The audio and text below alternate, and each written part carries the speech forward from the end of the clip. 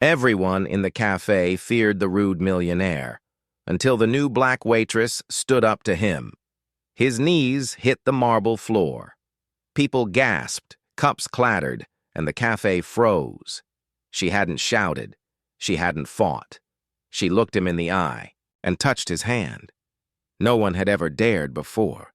But she wasn't from around here, and she wasn't afraid. He begged her, trembling for something no one could hear. But the whispers were true. The curse was real, and it was finally broken by the one person he thought he could crush. This is the millionaire's curse, and you won't believe what happened. Next, welcome story lovers. Where are you watching from? Hit the like button and drop your city name in the comments so we can see how far our story travels.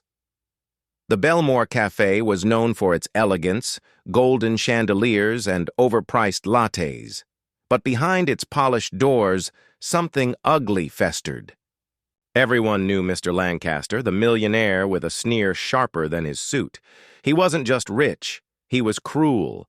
Servers trembled at his arrival.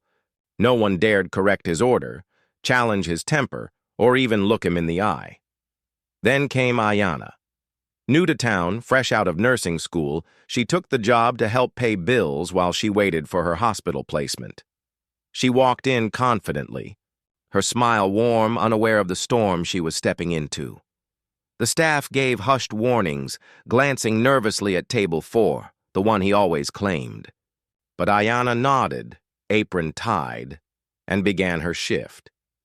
She had no idea her presence was about to unravel something far more profound than arrogance, a curse no one else could break. Ayanna's first few shifts were uneventful. She worked hard, listened, well, and noticed things like how the other staff seemed to stiffen when Lancaster walked in. He would arrive in a tailored black suit, toss his keys at the valet without a glance, and bark his order before even sitting. She watched how the white waitstaff bowed their heads, fumbled over words, or avoided eye contact. A misplaced fork could lead to someone losing their job. Yet the manager never stepped in. It was as if Lancaster owned the air in the room. Then one afternoon, it happened. He snapped his fingers and pointed at Ayanna. "You, fresh pot, now." No please, no greeting. Just demand. She calmly walked over, refilled his coffee, and wished him a good afternoon. He scoffed. The next day, he demanded she wipe the table in front of him, on her knees.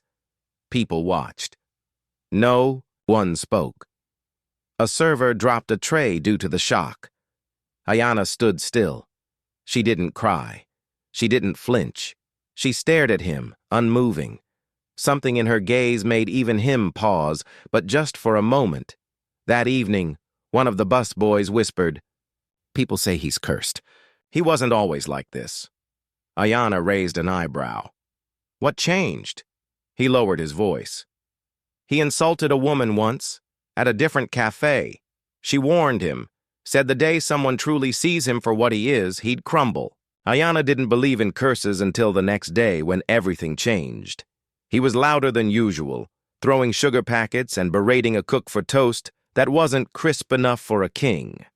The entire cafe held its breath as he turned to Ayanna and growled, "You people never get it right."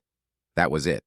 She walked over calmly, placed her hand on his table, and then slowly on his hand.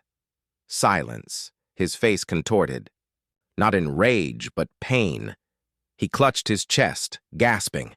His knees buckled as he collapsed to the floor, trembling. The cafe erupted and someone called for help, but Ayanna didn't panic. She leaned close and whispered, "I see you." His eyes widened. That was the curse. It wasn't her strength. It was her sight. For the first time, someone didn't fear him. They saw him. And that truth broke him. Dear audience, if you're enjoying the story, don't forget to give it a like. It helps. The ambulance came. Lancaster survived, but never returned. Rumors swirled, but Ayanna just smiled. She kept working, her presence now met with quiet respect. No one treated her or anyone the same after that. Because it wasn't just a man who was exposed that day. It was a system, an unspoken hierarchy that cracked the moment someone stood tall. The staff stopped whispering. They stood straighter. Even. The manager started calling out inappropriate behavior. Ayana didn't break the curse by magic. She broke it by not shrinking. In a world where silence feeds power, her voice, her stillness, was louder than screams.